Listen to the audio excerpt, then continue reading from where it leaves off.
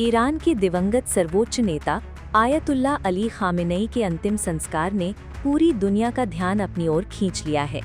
Tehran में आयोजित शोक समारोह में 70 से अधिक देशों के प्रतिनिधियों की मौजूदगी देखने को मिली। इस बीच ईरान के विदेश मंत्री सैयद अब्बास अराग़ची ने इस अभूतपूर्व अंतर्राष्ट्रीय भागीदारी के लिए सभी देशों का आभार व्यक्त किया है। उन्होंने इसे ईरान के कूटनीतिक इतिहास का एक यादगार पल बताया है। आखिर किन किन देशों ने इस समारोह में हिस्सा लिया, भारत की ओर से कौन पहुंचा और इस पूरे घटनाक्रम के क्या मायने हैं? ईरान के विदेश मंत्री सैयद अब्बास अराग़ची ने कहा है कि आयतुल्ला अली खामेनेई के जनाजे में 70 से अधिक देशों के प्रतिनिधियों की मौजूदगी केवल एक औपचारिक शोक श्रद्धांजलि नहीं, बल्कि ईरान के प्रति अंतर्राष्ट्रीय सम्मान और कूटनीतिक संबंधों का भी प्रतीक है।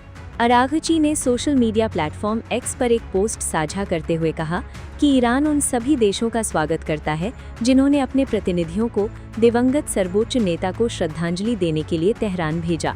उन्होंने विशेष रूप से अरब देशों के प्रतिनिधियों का भी उल्लेख किया और कहा कि ये अवसर ईरान तथा सहभागी देशों के संबंधों के इतिहास में हमेशा याद रखा जाएगा। विदेश मंत्री का ये बयान ऐसे समय आया है जब ईरान में कई दिनों तक चलने वाले शोक कार्यक्रम जारी हैं। राजधानी तेहरान के ग्रैंड इमाम खुमैनी मुसल्ला में बड़ी संख्या में लोगों ने अंतिम दर्शन किए। देश भर से आए हजारों नागरिकों के साथ साथ शीर्ष सरकारी अधिकारी और विदेशी प्रतिनिधि मंडल भी इस कार्यक्रम में शामिल हुए। ईरानी मीडिया की रिपोर्टों के अनुसार शोक सभा के दौरान भावुक दृश्य भी देखने को मिले। संसद अध्यक्ष मोहम्मद बाक़िर ग़ालिबाफ और विदेश मंत्री अब्बास अराग़ची श्रद्धांजलि देते समय भावुक हो गए। ये तस्वीरें और वीडियो सोशल मीडिया पर भी तेजी से वायरल हुए।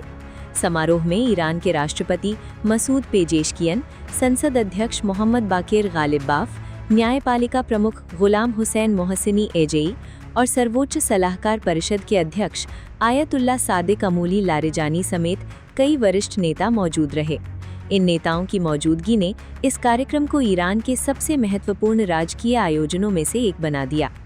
अगर विदेशी प्रतिनिधियों की बात करें तो Turkmenistan, Iraq, Armenia, Tajikistan, Pakistan, Azerbaijan, Bangladesh, Uzbekistan, Belarus, Kyrgyzstan, Nicaragua, Congo, Burkina Faso, मिस्र, ओमान, तुर्की, सऊदी अरब और रूस सहित 70 से अधिक देशों ने शोक समारोह में भाग लिया। भारत ने भी इस अवसर पर अपनी उपस्थिति दर्ज कराई।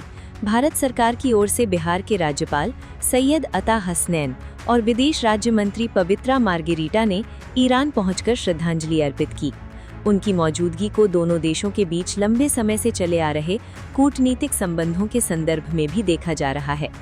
इसके अलावा शंघाई सहयोग संगठन यानी SCO, D8 संगठन और इस्लामिक सहयोग संगठन यानी OIC के वरिष्ठ अधिकारी भी इस कार्यक्रम में शामिल हुए।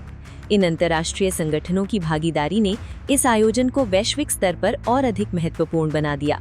ईरानी अधिकारियों के अनुसार शोक कार्यक्रम कई चरणों में आयोजित किए जा रहे हैं। तेहरान के बाद कुम और फिर मशहद में भी श्रद्धांजलि सभाएं आयोजित होंगी। इन्हीं कार्यक्रमों के क्रम में अंतिम धार्मिक रस्में पूरी की जाएंगी। तेहरान में आयोजित ये शोक समारोह केवल ईरान तक सीमित नहीं रहा, बल्कि इसमें बड़ी संख्या में देशों और अंतर्राष्ट्रीय संगठनों की भागीदारी ने इसे वैश्विक महत्व का आयोजन बना दिया।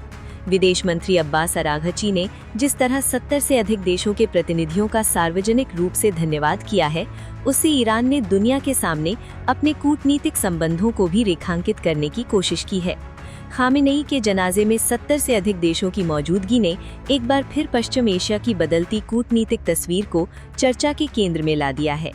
इस पूरे घटनाक्रम पर आपकी क्या राय है? हमें कमेंट करके जरूर बताइए।